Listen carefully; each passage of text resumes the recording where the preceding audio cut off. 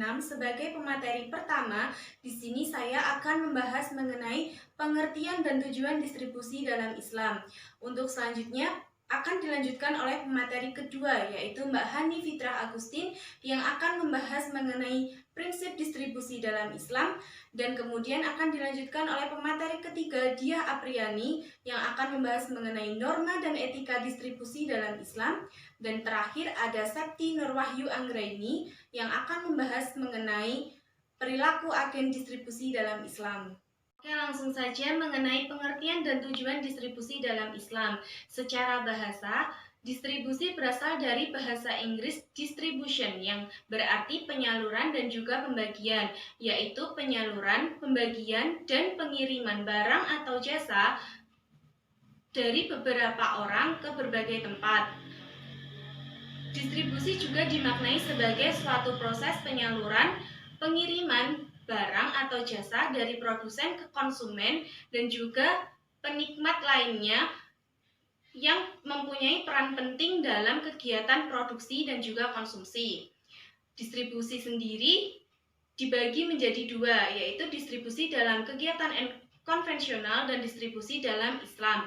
Distribusi dalam konvensional diartikan sebagai klasifikasi pembayaran-pembayaran yang berupa upah, sewa, bunga, modal, dan juga laba yang berhubungan langsung dengan tugas-tugas yang telah dilaksanakan oleh modal, tenaga kerja, dan juga pengusaha-pengusaha. Sedangkan dalam Islam, distribusi itu kajiannya sangat luas, karena dalam Islam kegiatan distribusi dan kegiatan ekonomi itu selalu berbarengan atau beriringan dengan norma dan juga etika, tentunya sesuai dengan prinsip-prinsip yang ada dalam Al-Quran dan hadis. Produksi dalam Islam sendiri juga mencakup pengaturan-pengaturan kepemilikan unsur-unsur produksi dan juga sumber-sumber kekayaan. Islam memperbolehkan kegiatan distribusi yang mempunyai kepemilikan dan juga hak pribadi maupun hak umum. Namun semuanya telah diatur sehingga tidak terjadi ketimpangan atau kesenjangan sosial yang mengakibatkan pemerataan yang tidak merata. Untuk selanjutnya mengenai tujuan distribusi dalam Islam, yang pertama adalah menjamin terpenuhinya kebutuhan dasar masyarakat. Kebutuhan dasar masyarakat adalah kebutuhan yang harus ada dalam masyarakat sendiri atau bisa disebut dengan kebutuhan primer. Karena dengan kebutuhan primer, masyarakat akan bisa hidup dan mempertahankan hidupnya. Tentunya disertai dengan kegiatan distribusi yang merata. Karena dengan pemerataan itu, maka tidak akan terjadi kecemburuan sosial. Untuk yang kedua, ada mengurangi ketidaksamaan pendapatan dan kekayaan dalam masyarakat. Kita tentunya telah mengenal dan telah lama kita mendengar antara cerita si kaya dan juga si miskin. Apabila hal ini terus terjadi, maka akan terjadi permusuhan, karena dalam kegiatan Islam tidak ada perbedaan kasta antara satu dengan lainnya. Semua orang sama, sehingga kegiatan distribusi harus dilakukan secara adil dan merata.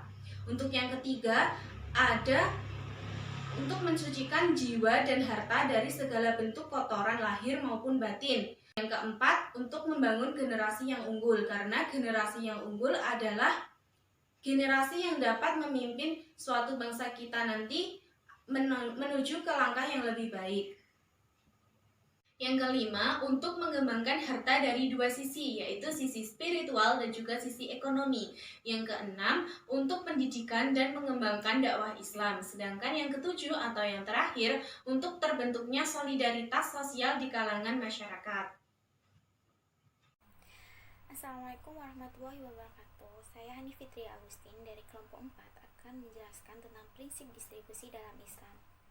Agar distribusi memberikan signifikasi yang memadai, maka diperlukan berbagai prinsip. Yang pertama yaitu prinsip keadilan dan pemerataan. Keadilan distribusi merupakan tujuan pembangunan yang menuntut komitmen umat Islam untuk merealisasikannya, walaupun tidak bisa lepas dari tingkat rata-rata pertumbuhan real. Yang kedua yaitu prinsip persaudaraan dan kasih sayang. Konsep persaudaraan atau ukhuwah dalam Islam menggambarkan solidaritas individu dan sosial dalam masyarakat yang tercermin dalam pola hubungan sesama muslim. Yang ketiga yaitu prinsip solidaritas sosial.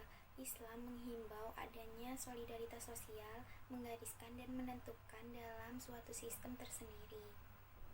Yang terakhir yaitu prinsip kebebasan. Adapun prinsip kebebasan dalam distribusi senantiasa selalu berdasarkan kepada keyakinan, yaitu kepercayaan bahwa manusia diciptakan oleh Allah Subhanahu wa taala. Yang selanjutnya yaitu prinsip keadilan dan pemerataan. Distribusi yang mengandung maksud sebagai berikut. Yang pertama yaitu kekayaan tidak boleh dipusatkan kepada sekelompok orang saja, tetapi harus menyebar kepada seluruh masyarakat. Yang kedua, hasil-hasil produksi yang bersumber dari kekayaan nasional harus dibagi secara adil. Dan yang ketiga, Islam tidak mengizinkan tumbuhnya harta kekayaan yang melampaui batas-batas wajar, apalagi jika diperbolehkan secara tidak benar. Dan yang kedua yaitu prinsip persaudaraan dan kasih sayang. Distribusi harta kekayaan dalam Islam sesungguhnya sangat memperhatikan prinsip sebagai berikut, yaitu zakat, wakaf, sedekah, infak, nafkah, waris, dan sebagainya diberikan kepada umat Islam agar ekonomi mereka semakin baik. Prinsip solidaritas sosial dalam ekonomi Islam mengandung beberapa elemen dasar, yaitu sumber daya alam harus dinikmati oleh semua makhluknya Allah. Yang kedua, adanya perhatian terhadap fakir miskin, terutama oleh orang-orang kaya. Dan yang ketiga, kekayaan tidak boleh dinikmati dan hanya berada di kalangan orang-orang kaya saja. Adapun prinsip kebebasan distribusi yaitu sebagai upaya tersalurkannya barang-barang hasil produksi sehingga dapat dikonsumsi masyarakat luas dan orang yang mendistribusikannya mendapatkan laba atau hasil penjualan barang yang didistribusikan. Dan yang kedua, orang yang menyalurkan hartanya tidak mendapatkan pembayaran atau keuntungan atau profit langsung, tetapi di hari kemudian atau di akhirat. Dan yang ketiga, itu dapat berupa zakat, nafkah, sedekah, wasiat, hibah, dan sebagainya. Nah, untuk materi yang ketiga, itu adalah materi mengenai norma dan etika bidang distribusi. Etika sendiri secara etimologi itu berasal dari bahasa Yunani yang terdiri dari dua kata, yaitu ethos dan etikos. Ethos itu berarti watak atau sifat, dan etikos itu berarti susila atau kelakuan. Kemudian, menurut Kamus Besar Bahasa Indonesia atau KBBI, etika itu adalah ilmu pengetahuan tentang akhlak-akhlak atau moral. Islam itu memiliki etika distribusi yang tidak terpisahkan dari etika komprehensif Islam. Distribusi yang dimaksud di sini adalah membawa barang atau jasa kepada konsumen, akan tetapi tetap memperhatikan rambu-rambu yang sesuai dengan syariat Islam. Beberapa etika yang dianjurkan dalam bidang distribusi dan retail antara lain: yang pertama, selalu menghiasi amal dengan niat ibadah dan ikhlas. Yang kedua, tidak mendistribusikan barang-barang yang membahayakan dan diharamkan. Yang ketiga, tidak melakukan monopoli perdagangan yang merusak kepentingan sosial. Yang keempat, memberikan informasi barang secara jujur dan transparan. Yang kelima, melakukan metode distribusi yang bersifat jujur, amanah, dan berdakwah. Dan yang keenam, menjelaskan informasi mengenai spesifikasi barang dan kegunaan barang secara jujur dan transparan. Assalamualaikum warahmatullahi wabarakatuh. Di sini saya Septi Nurwahyu Anggraini, NIM 12401183123, akan menjelaskan materi yang keempat, yaitu tentang perilaku agen distribusi menurut Islam. Perilaku merupakan tanggapan atau reaksi individu terhadap rangsangan atau lingkungan, sedangkan distributor merupakan saluran pertama setelah produsen.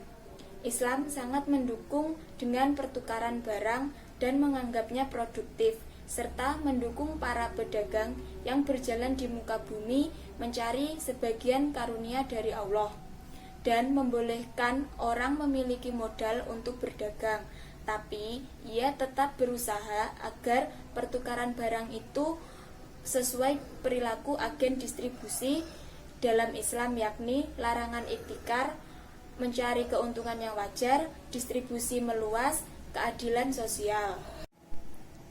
Agen distribusi dalam Islam harus memiliki konsep moral dan mempertahankan serta melaksanakan etika serta norma distribusi dalam Islam.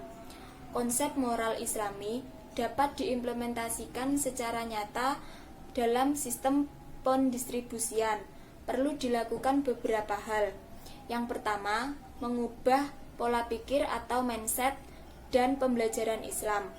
Maksudnya, terfokus pada tujuan materialistik kepada tujuan kesejahteraan umum berbasis pembagian sumber daya dan risiko yang berkeadilan. Yang kedua, keluar dari ketergantungan pihak lain. Maksudnya, hidup di atas kemampuan pribadi maupun sebagai bangsa, melaksanakan kewajiban finansial sebagaimana yang telah tercantum di dalam Al-Quran. Sebagai agen distribusi yang memegang penuh prinsip Islam, setiap orang berhak diberi kesempatan dan sarana yang sama untuk mengembangkan kemampuan yang memungkinkannya untuk mendapatkan hak dan kewajibannya, termasuk dalam distribusi pendapatan dan kekayaan. Dalam pemahaman sistem distribusi Islam, terdapat 3 poin, yaitu terjaminnya pemenuhan kebutuhan semua orang. Yang kedua, kesederajatan atas pendapatan setiap personal, tetapi tidak dalam pengertian kesamarataan. Yang ketiga, mengeliminasi ketidaksamarataan yang bersifat ekstrim atas pendapatan dan kekayaan individu. Pemerataan distribusi juga harus ditanamkan di dalam jiwa agen distribusi Islam. Hal ini bertujuan agar kekayaan tidak dipusatkan pada sekelompok orang saja, tetapi juga menyebar kepada seluruh masyarakat. Islam menginginkan persamaan kesempatan dalam meraih harta kekayaan, terlepas dari tingkatan sosial, kepercayaan, serta warna kulit. Pemerataan distribusi meliputi yang pertama, zakat atau sedekah, yang kedua, warisan, yang ketiga, larangan penimbunan, yang keempat, larangan monopoli. Sekian yang bisa saya sampaikan, kurang lebihnya mohon maaf. Wassalamualaikum warahmatullahi wabarakatuh.